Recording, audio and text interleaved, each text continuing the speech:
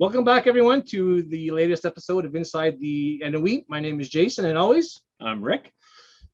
This episode, Rick, we've got someone who is probably one of the most original artists I have ever seen in my entire life. Yeah, I'm excited. I can't wait to talk to her. She's phenomenal. Yeah. I had never heard of her until she was here in Timmins, and now I go on her Facebook page and I check out all her artwork. It's unbelievable. Oh yeah, the world-renowned chalk girl. That's right, girl who draws with chalk. Beth is the NOE alum, and she's going to be with us on this episode of Inside the NOE, kind of explaining her history, how the chalk girl became, some of the celebrities she's encountered, some of her experiences, and the million-dollar question is, will she ever come back to Timmins Con? I hope so. Stay tuned.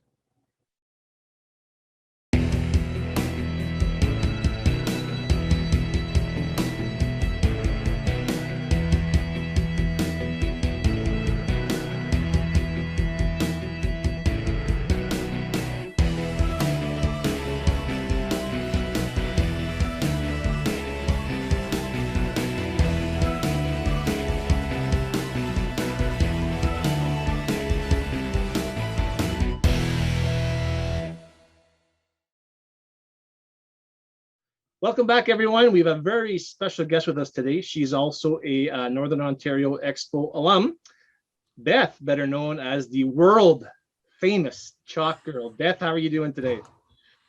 I'm great. How are you? Very good. Yeah, I'm doing awesome too. Good. So thanks for coming on today, Beth, and talking with us. I know I've been hounding you for a while now to get you back to Timmins, but we'll have to do this interview for now, of course.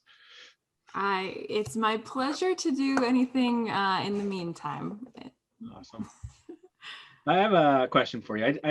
I'm just curious because growing up, a lot of people start, doodling and drawing. And at which point did you realize, okay, yeah, I'm way better than everybody else here in the class? At what point did you realize, this is something that I'm very talented at? Because it's incredible when you see you doing it. My wife, when you were in Timmins, she watched you do the Deadpool. Yeah. She was there for, I don't know how long it took you, but she was there the whole time watching. And every time I'd walk by her, she was like, so what point did you realize, hey, I'm very talented with this? I don't know if it was ever just hit me like that kind of thing. Art was always a constant. It was just the one thing that I was just kind of always good at. Some kids are great at basketball when they hit the court. Some kids are great at soccer or football or whatever.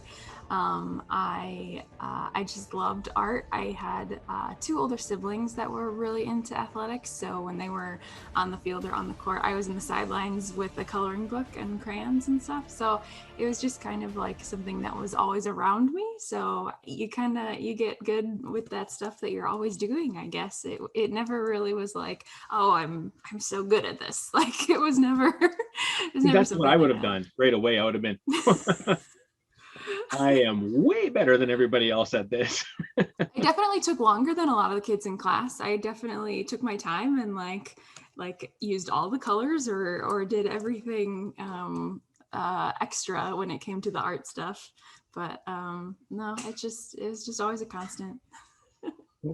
Now, Beth, as you grew older and you've discovered and you found that you had this talent, this incredible talent, how did the chalk girl, what's the origin of the chalk girl? How did you become the chalk girl?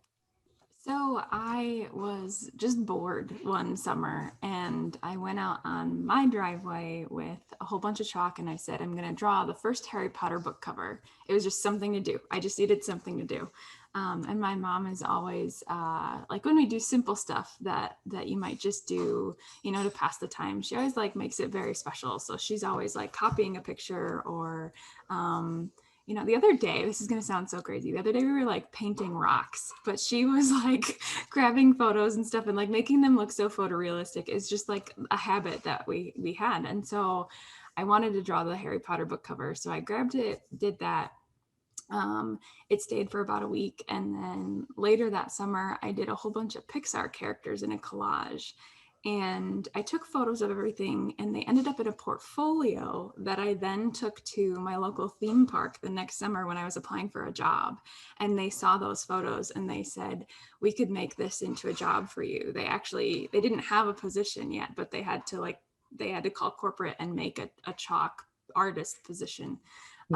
So they did that, and I spent the next 5 summers drawing one picture a day, every day, on the pavement, of the Hanna-Barbera characters and Bugs Bunny and Daffy and all of their mascot characters. So it just it honed itself in a matter of 5 summers, kind of. I like the name too. It's like a superhero name. Well, and that was the whole thing, is that I'm surrounded by the Justice League. It was a Six Flags park, so they have the rights to the main Justice League characters. And I mean, you're surrounded by a whole bunch of geeks anyways. So when they put my name up on like a whiteboard for chores or just a schedule or something, like people would say like Chalk Girl.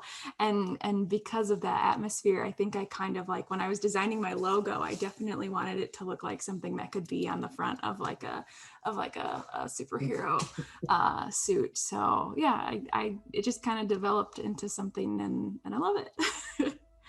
Awesome.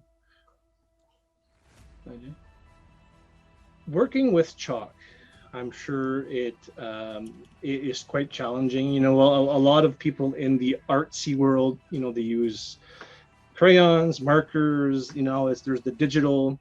But what was the motivation to go kind of off of the rail kind of thing and go with chalk? Again, I think it all just happened with that, like being bored and having something to do and like wanting to be outside. That was kind of a motivator for that very first drawing on the driveway. But a lot of folks can relate to sidewalk chalk. Like I don't think I've ever met somebody that hasn't played with it before. And so when you can grab something that simple household item, and turn it into for, in my case, a little bit more of like a photorealistic aspect, like people are just kind of amazed. Like it kind of goes the same for folks that, you know, if they were to start like welding forks together to make like a big old statue, like it's just something that you have in your house or that you've used before, or you're just looking at it a little differently. It's a very easy medium to learn. So I think that that's one of the benefits for me of like, I can make all the mistakes I can like every day, and it's very flexible. Like I can fix those things, and I can it doesn't take a lot to kind of redo parts of it. So that's a nice thing to it too. But I just like the idea that it's not that popular. It's not that basic or simple or whatever. I thought that was kind of cool too. Yeah, something different than what other people are doing, which I think Absolutely. is awesome. Oh yeah. How much more is your cleaning bill per month? Usually it only takes me like a shower or two and one load of laundry, so it's not too bad. What's the biggest one you've ever made? Because like your canvases are so much bigger than most people. Yeah. You have one that's just the biggest one you've ever made. Yeah, I did a piece for Nickelodeon a couple years ago that was 12 feet by 6 feet, and they kept that, but the most recent one I did was 10 feet by 6 feet, and that's currently hanging in my basement. It was a piece that I did of the Critical Role. Critical Role is an online Dungeons and Dragons podcast, and it's the characters that all of the voice actors created. So it's a whole bunch of fantasy characters on one big collage. So that one is 10 feet by 6 feet. Oh, sweet. So during your convention circuit career to date, you've been all across the U.S. Mm-hmm. You ventured into Canada, mm-hmm. and I'm sure you've had some pretty interesting stories. Now, I know you and I have talked about celebrities attending your booth, and you know we had talked when we had Lou Ferrigno here in Timmins for our first con, and you and I kind of exchanged stories. Mm-hmm. What kind of celebrities, or you know, who has come to your booth and said, "What? That's me! Look at that! Wow! What, like, this is amazing." Who have you met at your booth? All sorts of folks. I have been really lucky. My husband is like the super awesome agent when it comes to getting their attention and saying like, hey, this is what my wife does. We would love for you to just come say hi for a picture kind of thing. And we typically try to draw the pictures of the people that are there at the convention. So like folks that have come to my booth, I had a very big chunk of the cast of Gifted. It was the X-Men series. I don't even know if it's still on or not, but Emma Dumont was there, and she plays a character Polaris. And she ended up bringing 3 or 4 other of the like other side characters with her to the booth. So we got a really cool group picture. I had Cress Williams come. He played Black Lightning in the CW series. Obviously Stephen Amell has come to visit. I think you guys knew about that one right away. I have also ventured to people with my stuff. So I'll stand in line for a little bit with the canvas, and when I get up to them, I get to show them. But Michael Rooker was a big one. I got, who else? Doug Jones is one of my top favorites. He's a really great character actor. Yeah. Her name is River Tam in the show. Sorry, Summer Glau. And this is gonna make me embarrassed a little bit. I'm gonna forget some of these people's names, but everyone that I've met has been super cool. John Barrowman was super awesome. Like it's just they're all so cool. They're all so cool. That's my experience too, because sometimes like you hear people, you don't want to meet celebrities and stuff, but a lot of times, like every time I've met anybody, they're like really down to earth and nice people. They're just people, right? Yeah, I think that if they weren't into meeting and greeting folks, they wouldn't be at these conventions. You're right. I don't think that those people would be there anyways. So the ones who don't like that are not showing up to these things. Yeah. They're like, I don't want to meet those nerds. So I think everyone that goes to these they're totally cool with it, and it's just another day in the job for them, like in a good way though. It's better to have the change and to hear the stories and stuff, but everyone that I've met has been super cool. So yeah. Taking care of work and family demands a lot, but who's taking care of you? As busy as it gets, it's important to think about life insurance and what can happen in the event of the unexpected. It's okay to have questions like, what's the best type of life insurance for you? How much coverage do you need? How much can you afford? We can help you find the right policy for your budget and your life. And with solid life insurance in place, you can focus on what matters most.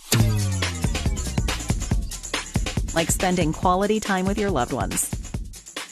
At the Cooperators, we put people and their needs first. Get your life insurance quote today at cooperators.ca. Has anyone purchased any of your big canvases?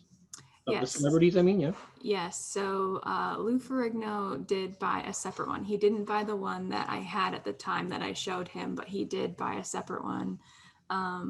Cress Williams we usually offer it to them. It's not something that we ask them to pay for. But Cress Williams took the Black Lightning one, and he actually gave it to the writer's room. So I heard like months later that it was hanging up in the CW writer's room, which was really cool.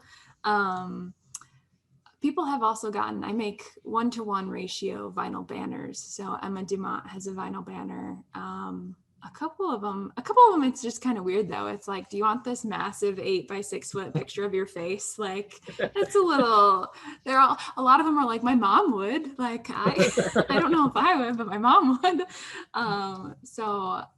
Yeah, but those are some off the top of my head that I can remember. Cool. Awesome. I'm just thinking, you had said you'd work all through the summer, and every day you'd draw a different one. So does that mean at the end of the day, like they wash it off? Like, how does that, yeah. I'm sure you can take a lot of pictures, but how does that feel to work so hard and then, No, I knew going into it. I knew going into it that was going to be the case, because there's like there's not a flat area in the park. So I could only really draw in one space. And if they wanted something fresh every day, and the park gets cleaned every night anyways. So I knew going into it that was going to happen. And it wasn't, I mean, chalk is temporary anyways. Like, what was I supposed to expect? So no, it didn't hurt too much. I like to it too much though. That's good. It didn't hurt too much. Yeah.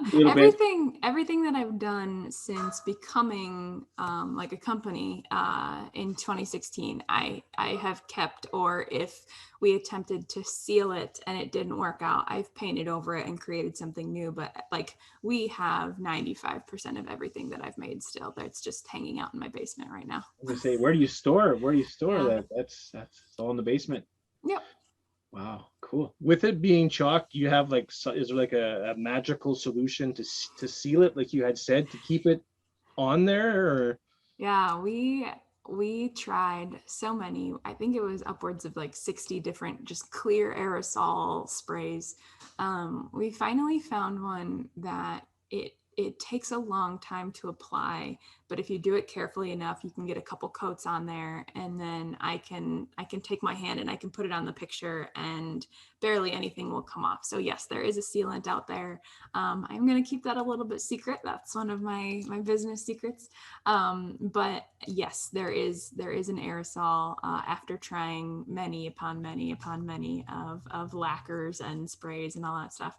And then we are thinking about, so once we get those multiple coats on it, we might even be able to put like another clear coat of paint or something once it's kind of sealed in, and then it can be stretched on a frame and somebody could purchase it and hang it in their home. So we're getting there. We're getting really close. I don't need all the pictures in my basement. People can have them. We gotta figure out a way to do that. In saying that though, do you have a favorite, like a piece of art that you've done this is my favorite one I've ever done, and what is it? I really love the Hamilton picture that I did. It was one of the very first ones that was part of our collection, just because I'm a huge musicals fan. And that's not something that you see too much at conventions. So a lot of people gravitate towards it. But I drew Lin-Manuel Miranda as Hamilton, and I think I redid his face like 5 or 6 times until it got to the point where I was in love with it. I also really do love the Critical Role piece that I just completed last year. So that one holds a special place in my heart. Awesome. Nice. Well, listen, if you haven't checked out this young lady's work, you are missing out. The Chalk Girl, world-renowned, famous celebrity piece hanging up in the CW office. Beth, it's always a pleasure talking to you, and thanks for doing this. Really appreciate it. Thank you so much for having me on. It's so fun. No problem. We'll be right back after these messages.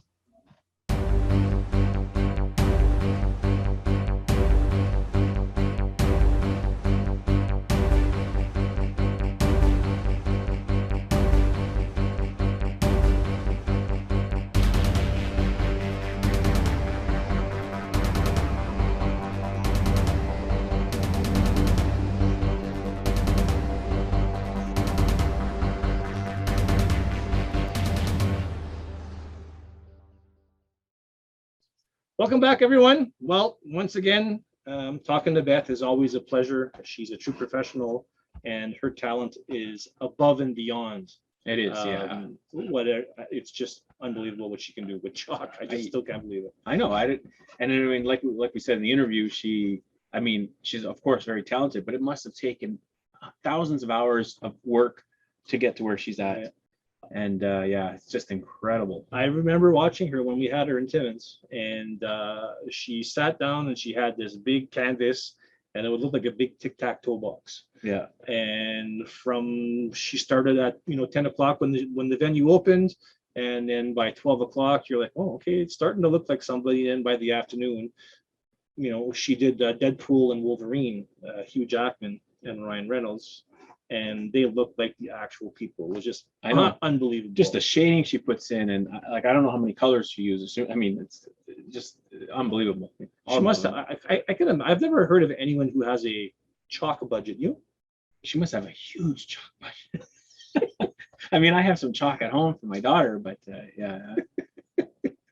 Anyway, we want to thank Beth as usual. She's always very generous with her time with us, and hopefully we can see her back in Timmins Con in the foreseeable future. So, for Rick, I'm Jason. Once again, thank everyone for watching. As usual, broken record. If you have not got your vaccinations, get them, please. Yeah, I want to go back to normal. That's right. We want a big convention in 2022. Yes, we do. Enough We said. do. All right. Till next time, take care of each other. Thanks for watching.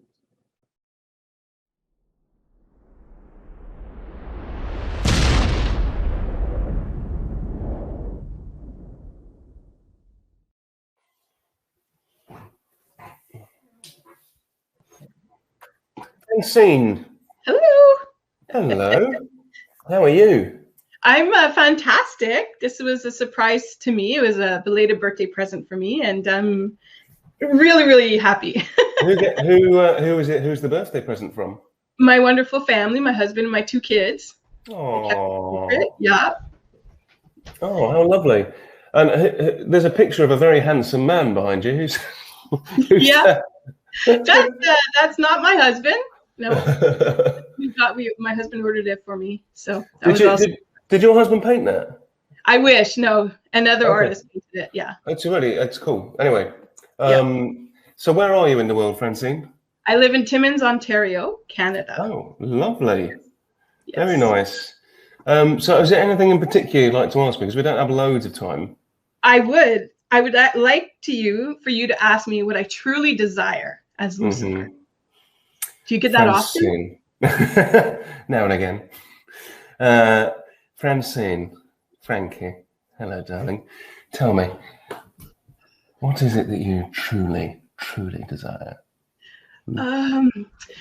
I want to know when you're coming to Canada for Comic-Con, like in Ontario, so that I can come and visit you and see you and do like a photo op, like in person. Oh my God, I can't believe I just said that. What? Oh, I like the way you played along. I'd love to come to Canada as well. As soon as they ditch their 2-week quarantine rule, I'll come. Yeah, Ontario, Toronto Fan Expo.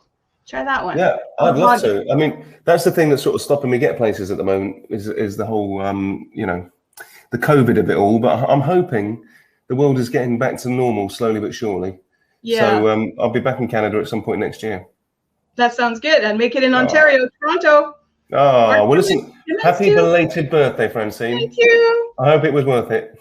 It was. Thank you. Take care. Lots of love.